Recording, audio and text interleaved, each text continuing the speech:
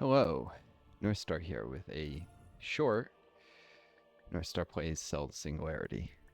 Now, I hope you folks are doing well. I'm somewhat stressed out. I told a family member I stay with because along COVID I'm disabled and able to work, so I'm staying with family. I told a family member I stay with about how someone was impressed that I'm able to talk so much on my streams, which is a learned art. I trained my voice for many years, many years before I started doing YouTube, because I was, let's see, doing student EMS, working customer service, working as an EMT, this whole bloody time, volunteering in hospitals, this whole bloody time trying to get to become a physician. Um, you have to do a lot of talking to patients as a physician, and I'd always had a knack for public speaking, which I discovered early, and hope to maybe get a chance to do a little bit of that. Maybe a protest or inspirational speeches if I ever became a senior physician. Sometimes you might be in charge of a floor department or something. You might get a chance to give a speech now and then. But, mainly it's talking to patients. You get to be a doctor, talking to patients as an EMT.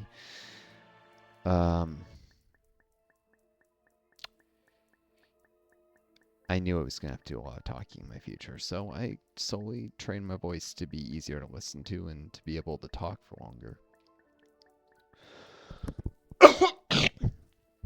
without getting as tired.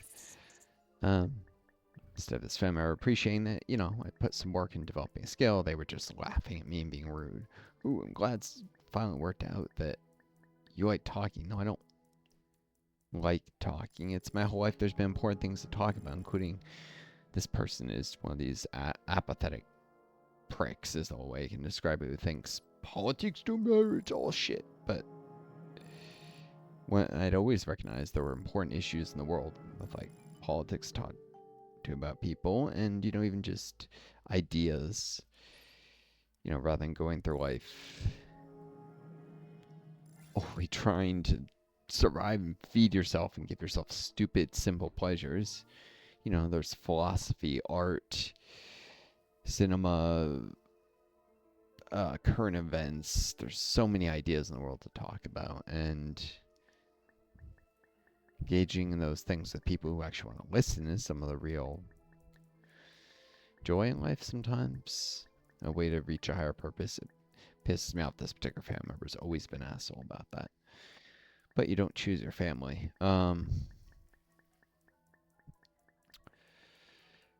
course, you also don't choose the society you're born to. Thing got to reflecting how it's not just this person. I've been treated abominably by this society. If you're a pre-med trying to become a physician, you get put through the ringer, used for all sorts of free labor, volunteering and such, treated like shit, and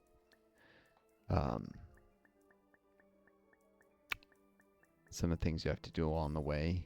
There's a lot of bullies who are trying to go into medicine, and especially if they're not making it and they're just insecure in themselves, they can really be shits to people who think it won't do anything about it, and I suffered a lot of that.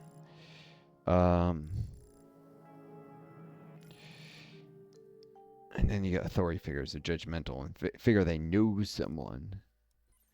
And they don't. Usually they're terrible. Judges of personality or character. I had some authority figures be real shits to me, often falsely assuming that was some right winger, even though very much been a left wing person my whole life, even though I was raised very conservative. I started off center left, like mainstream Democrat when I was high school, and I just moved left the rest of my life. So someone shitting on me because I think I'm some person way to the right just shows they're a terrible judge of character. And of course, some of the people who knew my actual political leanings then shit on me because I don't like left wingers. People being upset because I won't accept them bullying people. I often become a target for bullies myself. A lot of people with authority, I met a lot of shitty people who did not deserve to have power and had it anyways. From peers in positions of leadership, like student organizations, to adults when I was, younger, and blame some of it on the dark direction American culture is taking. This greed is good, and it's all about rising to top. It leads to some very nasty, selfish behaviors, and it leads to bullying. It leads to people stepping on people around them. I know I've seen a lot more of it than most people do in the US, but it is the dark underbelly of capitalism, honestly. The way it alienates people from each other, makes them think that everyone's their rival, that everyone is their competition. People who have, of course, most of the real resources are the people at the very top. Whereas this is also being part of a particular class. A class of people are trying to enter a professional managerial class, and so I see everyone as competition really just for the spots that have a little bit of comfort in life. What's called the professional managerial class, which includes like doctors because they manage nurses and run their own little practices. Essentially, the petite bourgeois and the class of labor aristocracy within Marxist analysis. This is a certain level of class of wealth and privilege that only a small number of people obtain, but still somewhere below the people at the very top, and people get very competitive trying to get there and shun people, and that psychopathy that it breeds is exactly what the people in the very top want. They want people who they can rely on to step on everyone else, to fill the supervisor roles, the upper and middle management kind of roles. Well, not upper, but mid-upper. Anyways,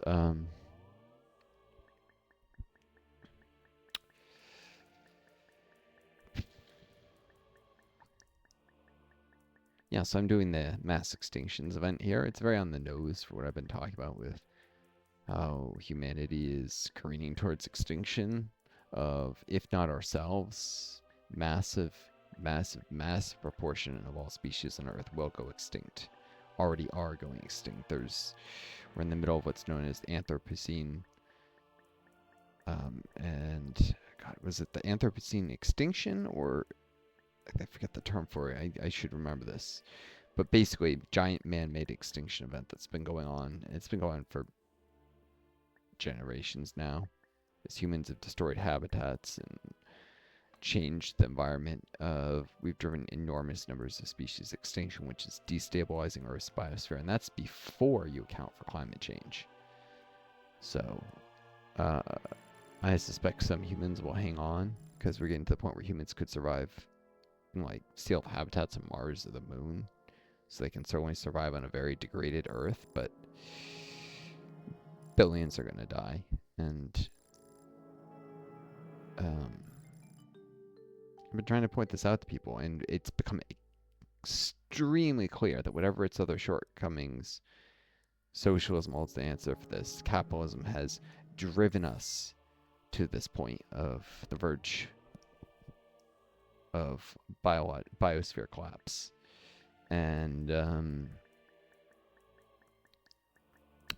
only way you're going to do things like force the fossil fuel companies to cut their production is by nationalizing them. You also can't have a world that's mostly capitalist. Like the Soviet Union was in a world where it was outnumbered by capitalists, and it couldn't make the necessary sacrifices to the environment and such to be more ecologically sound, because they were outnumbered, outgunned, surrounded. What you need is the US to go socialist and institute environmental socialism. When the mass of people are in charge of the means of production instead of a handful at the top, they can opt for a more equitable distribution of resources and for protecting the environment, because, and those go hand in hand, they're not in competition, because you're going to have to slow economic growth in order to protect the planet. You're going to have to in fact, in some cases, accept at least a temporary decrease in the size of the economy until things can adapt to greener technologies, and then the economy may rebound. And as people talk about degrowth, like humanity can just shrink its economy forever, and that's a great thing. And no, really, there's a lot of work that needs to be done. A lot of needs aren't being met. We can't be shrinking the economy to nothing, but some disruption and some temporary decreases in the size of the global economy are going to be necessary to protect the planet. Uh, this is also where not having the population as large would come in handy, because if there's less to go around, if there's less people to divide among. But while it can be good to encourage people to have fewer kids and not have kids at all, the fact that especially in rich countries, people like to act like it's poor countries the problem. It is not, because people in poor countries have a tiny impact on resource consumption compared to their first world peers. And as those countries become wealthier, they tend to have decreasing birth rates anyways. In the short run, we need people in wealthier countries to have fewer kids. In the long run, everywhere, yes. Anyways, I'm getting beyond the point. The point is to divide up a pie that may actually have to shrink a bit to protect the planet, and certainly won't be growing as fast. You need to distribute resources more equally. If you distribute just the resources we already have more evenly, people can have substantially better lives than they do now.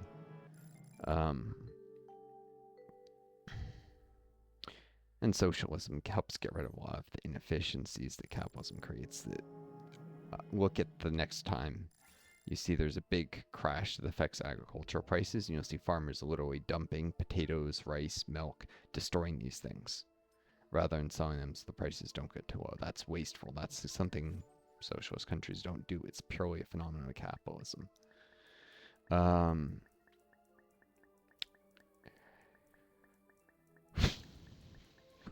They do that while people go hungry, no less. And yeah, food was scarce, people say, in the Soviet Union. It was scarce because the Soviet Union was in literal Russia, which is a cold environment where it's difficult to grow food. So that area has always struggled somewhat with food production, and eventually the Soviet Union, like after the Great Famine of the 30s, there was never another famine except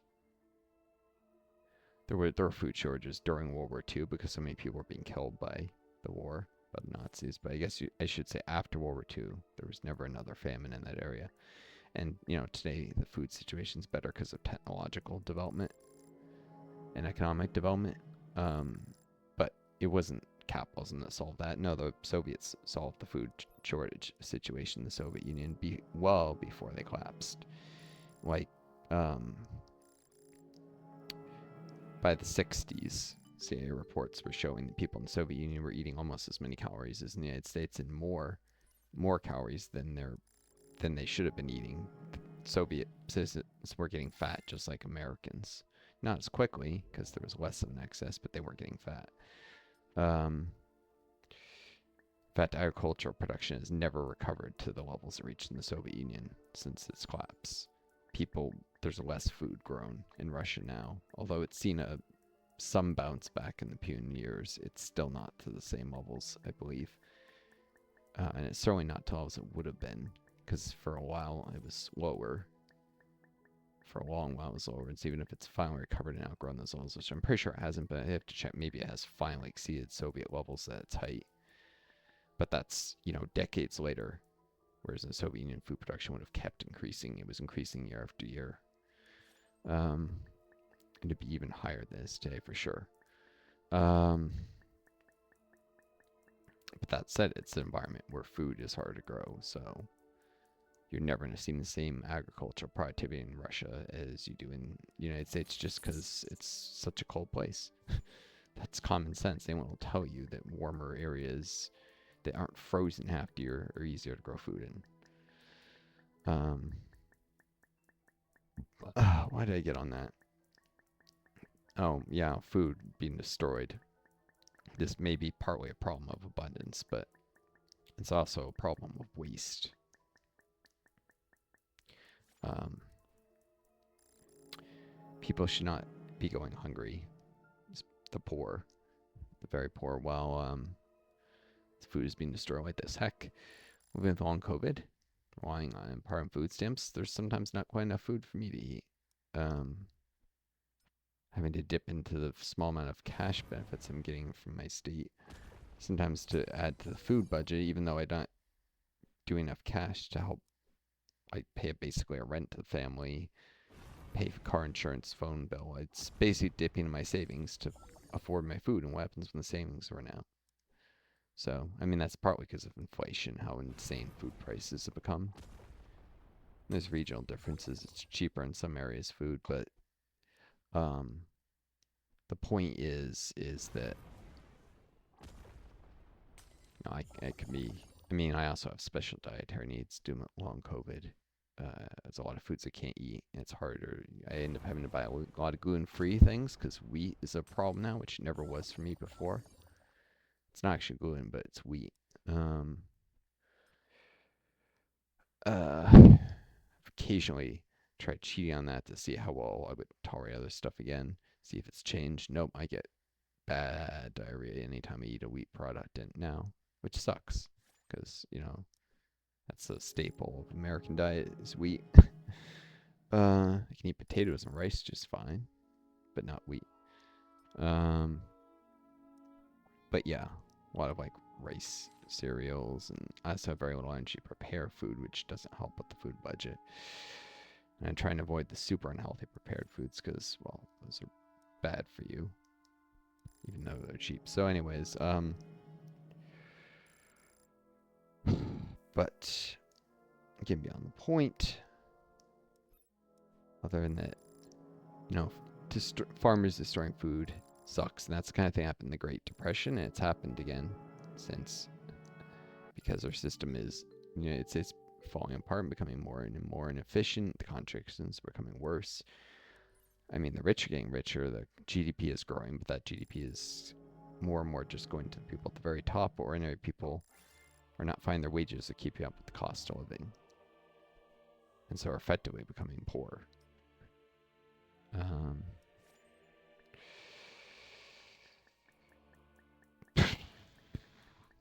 One of the big things is the cost of housing is going up way faster than wages.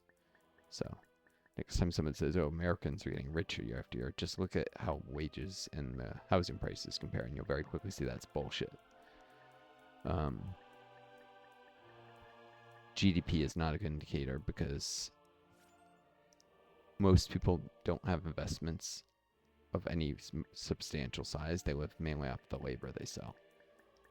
So it's wages you should be comparing to things like housing costs, and then you'll find wages are not keeping up. And that's going to get worse with AI.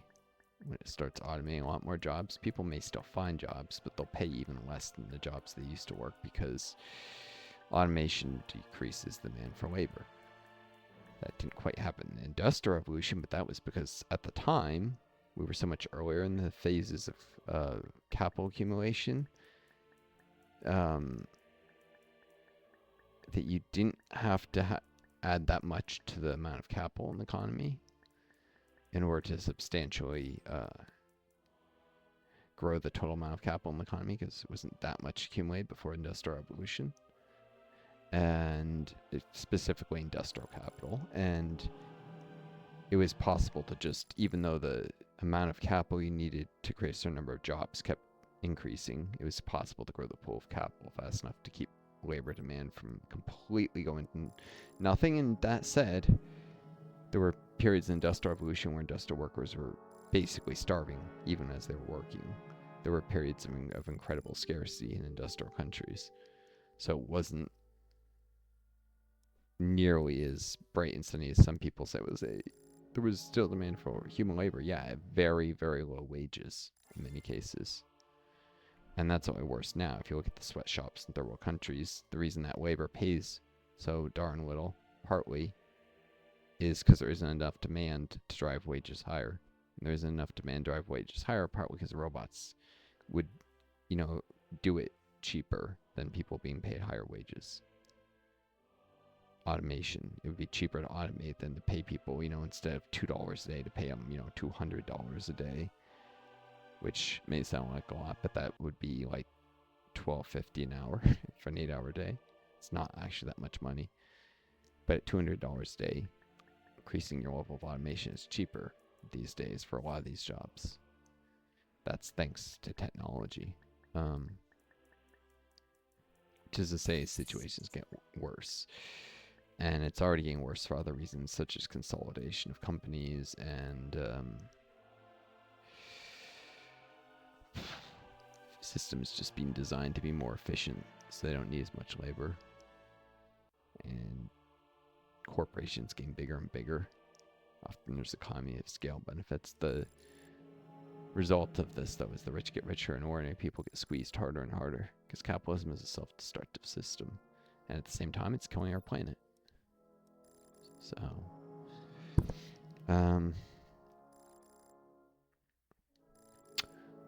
for those who don't know about that much about the Soviet Union, it actually had. I have to keep going this because it's slandered endlessly to say socialism is bad. Look, the Soviet Union failed. The Soviet Union did all these things horribly. A lot of it's lies. Their long-term GDP growth rate, that is not taking yearly averages, but taking 5-year averages, and indeed they did 5-year plans. That was the big thing of the Soviet Union, was planning for 5-year time periods instead of end of quarter time periods like in the West.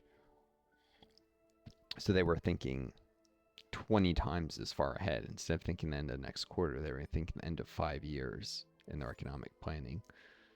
And when you look at long-term GDP growth rates, they were higher than the West. Because, you might see, in the US, maybe the economy grew 12% one year, and then it shrank 3% the next, and then it grew 10%. Like, it's all over the place. But it's deceptive because, let me give you a thought experiment. These are made up numbers, never happen. If you have an economy that doubles in size one year and then loses half its value next year, the annual GDP growth rate average is plus 25%. But at the end of that 2-year time period, the 2-year average is 0% growth. The economy is exactly the same size as it started.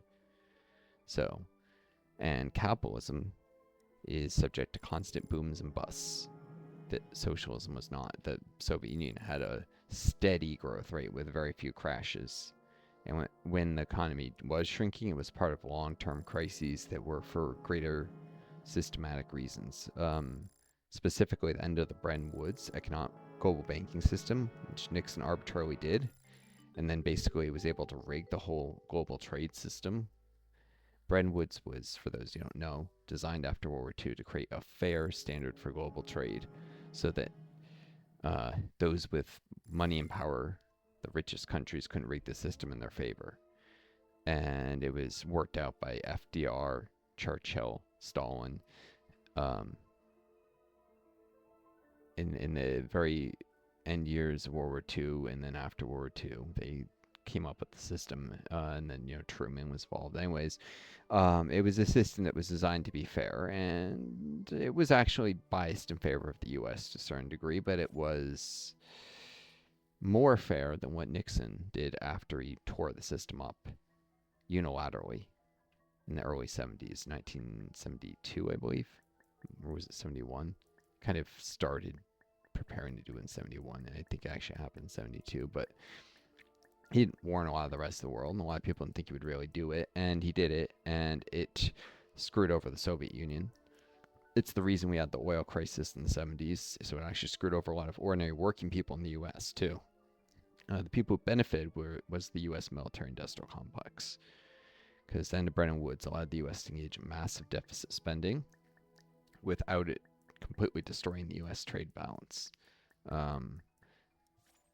In a way that could not have happened under Bretton Woods. And so this fed directly into Nixon's increase in military spending on the Vietnam War, and to Reagan's massive deficit spending on the military in the 80s. And the Soviet Union, trying to keep up with this, increased their military spending. At the same time, the trade system had become rigged against them, the global trade system. And at the same time, the U.S. started using one of the other things about that in Bretton Woods is it made it much, much, much, much easier for the U.S. to impose sanctions on countries and to control global trade in ways it was unable to do before. And Nixon and Reagan did that. And they cut the Soviet Union off from a lot of new technologies, made it impossible, for instance, for emerging computer technology to make its way in the Soviet Union. Even though trade is literally the way of the global economy, it doesn't matter if it's capitalist, socialist, you need trade to thrive. So if you cut off the most important technologies from a certain area, and it's not like the Soviets didn't come up with important technologies, but they generally didn't restrict them from entering the West. So it was a one-way restriction of technology. Tech still flowed out of the Soviet Union. Famously, for instance, the computer game Tetris came out of the Soviet Union, but also some surgical breakthroughs, medical breakthroughs. The Soviets tend to focus more on technologies that improved healthcare and basic science, and they were a little less focused on things that might be considered economically practical than the West. But the technologies they came up with left the Soviet Union, and technologies that were of critical economic importance were kept from entering, particularly in computer technology. There was this committee that was formed by the U.S. and its Western European, basically vassals at the time. They're a lot more independent now, but during the Cold War, these countries were under U.S. thumb, except France. France liked to stick up to the U.S. a lot and not be told what to do, but the UK would play second fiddle to the US and do what they were told. Spain, Italy, West Germany, they were all basically controlled by the US anyways at this time period. And this committee formed a plan to keep computer technology from entering into the Soviet Union. Also, Japan was part of this committee. And they succeeded. The Soviets did eventually get their hands on some basic computer technology, but they didn't get their hands on emerging graphical user interfaces, for instance, which would have been immensely helpful when they tried to do this reform of the Central Planning Commission, Central Planning Agency, Gosplan, under Gorbachev's reign. He was trying to reform a lot of things in the Soviet Union. One of them was to make Gosplan more efficient through use of computer technology, but it didn't work without GUIs. It probably would have worked. The problem ended up being that a lot of the information was displayed in ways that were very difficult. It was like just huge lists of numbers, not formatted in a way that people could really read. And a simple GUI would have made it vastly more comprehensible. And if it had been comprehensible, Soviet economy would have become even more efficient. It was already more efficient than the US, but it would have become more efficient still. And I mean, well, different measures of efficiency. In terms of capital allocational efficiency, they were less efficient, and this would have closed some of the gap with the West, but their overall long-term GDP growth rates were better. This is partly because capital allocation efficiency measures how much growth capital produces, but there are various things like consumer goods being distributed in ways that benefit human welfare more equally instead of a few at the top have everything. Mass transit being able to be utilized more fully, which is a vastly more cost-effective way of transferring people around than personal cars. A lot of the different things, but these kind of higher consumptive efficiency in the Soviet Union helped contribute to overall higher long-term GDP growth rate than almost any country on Earth. Almost any, because before then in Bretton Woods, France had a higher long-term GDP growth rate. And then Bretton Woods crashed the French economy. Their economy stagnated for 30 years, which is probably what would have happened in the Soviet Union if it hadn't collapsed. It would have stagnated for 30 years and started to recover. And Japan had the highest long-term GDP growth rate after in Bretton Woods. The Soviets actually still kept this number 2 slot, but the rates they kept are much lower than before. Because the whole global economy slowed down with the end of Bretton Woods. Bretton Woods was a system that led to faster and more consistent GDP growth than the past, globally. But the U.S. benefited from its end because massive deficit spending was able to stimulate the U.S. economy. So the U.S. economy grew pretty well at certain time periods in the 70s and 80s. There were also some really big crashes, though, so I'm not even sure it was as impressive as it might initially appear, but it was because the US was able to basically rob the rest of the world blind and tax the world to fund their military spending, basically. Their control of the currency was still used for trade, the dollar. De-dollarization is only now starting to happen. Now. Think about that. It was not even a possibility in the 70s. Other countries were just not powerful enough to create alternative systems that didn't rely on the dollar for trade, because the dollar being the global trade currency allows the US essentially tax the whole world for its deficit spending, subsidize it, and make it so its interest rates aren't as high as it should be on taking out debt, among other things. I mean, the US has ridiculously low interest rates it pays on government debt. Much, much lower than are actually deserved for things like the debt to GDP ratio. And that's because the system that and succeeded Bretton Woods. The U.S., if we didn't have this bullshit system, would be paying huge amounts of its tax revenue just to service its debt, and would be forced to cut back on military spending ultimately, and would be forced to have higher taxes, and it would benefit the rest of the planet, but would hurt America. So, anyways, but yeah, this bias system, it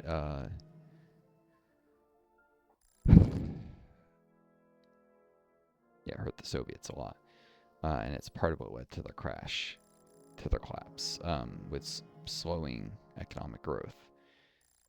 Because it was still high. Remember, it's the second highest long-term GDP growth rate in the year, but every year it got weaker from the end of Bretton Woods on. And the planners in the Soviet Union really worried about this, and they took extreme measures to try and reverse this trend. And these extreme measures destabilized things.